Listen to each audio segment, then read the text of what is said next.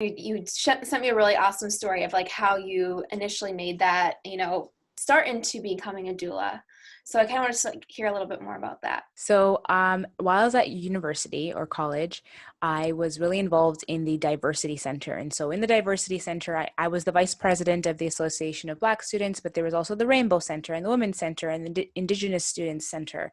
And so, I went to the Women's Center, and they had two sessions that I was really interested in and had no idea about. One was about birth control and alternative forms of birth control, and the other one was about midwives, which I had no idea what those were. And so I went to the session. We watched The Business of Being Born. I don't know if you've seen that movie with Ricky Lake and Abby Epstein, mind blowing. And that started everything. That started my passion. Because I was that weird kid kind of growing up where I came home after school and I like loved everything about periods and pregnancy. Because again, my mom was pregnant around that time and I'd watch The Baby Story on TLC like every day.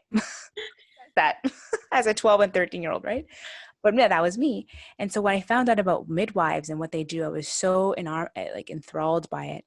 But I also knew, as you have to know yourself, I'm not the greatest at math and science, and having to go back to school to do that, to become a midwife, just didn't seem like it was in the realm of not only possibility, but just desire.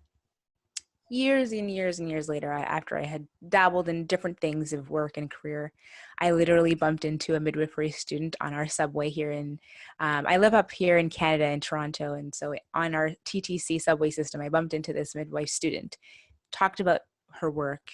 I was telling her how amazing that is, but I wish I could do something like that. And she was the one who kind of put the seed of this word doula in my head. I looked it up when I went home and it said something like a woman who serves, which didn't really make a lot of sense to me at the time. And, myself as a progressive feminist, I'm like, a woman who serves, I don't really know what that, I'm not so sure, right?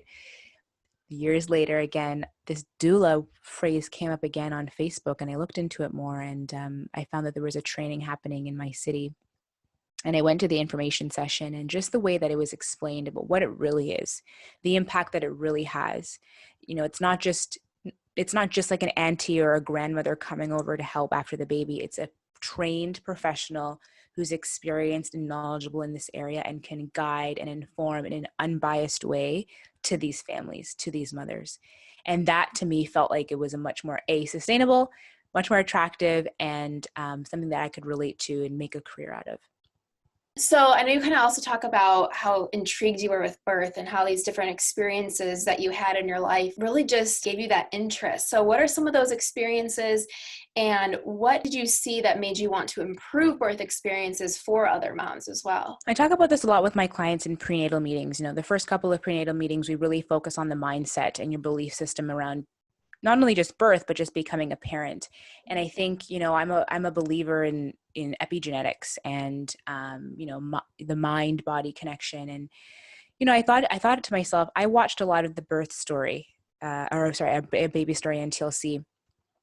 And looking back, and I was like, wow, every single episode, every single family giving birth, it was always an emergency. There was always an emergency and there was always screaming and pain and an emergency. And maybe a part of me at the time as a kid liked the drama, but then I was like, what is that doing in my psyche in terms of my belief around my body, my belief around birth and parenting and being a mother and, the martyr syndrome and the mothers that I saw in the community who just like would go to work and like try and kill it at work, but then also come home and kill it at home and just be burnt out, but then not really have their own passions. And it's just like all these things swimming in my head.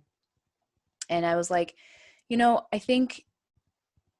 I think that there's a better way. I think there can be a better way to provide people and parents with an avenue to bring life into this world that doesn't completely drain them of life. And so doing my doula work in a different way has included for me really understanding the history of birth work, the history of gynecology in the world and in North America, and understanding how powerful your belief can really be in terms of the outcome it can have, not only in terms of your birth experience, but how you process that. Because let's be honest, as much as we take the classes and read the books, it's the baby is the one who's in charge. And so that's like the first lesson in parenthood is that you you're completely at the whim of whatever is going to happen in this case. So I don't even like to say birth plans. I like to say birth wishes, and really work on being flexible on that.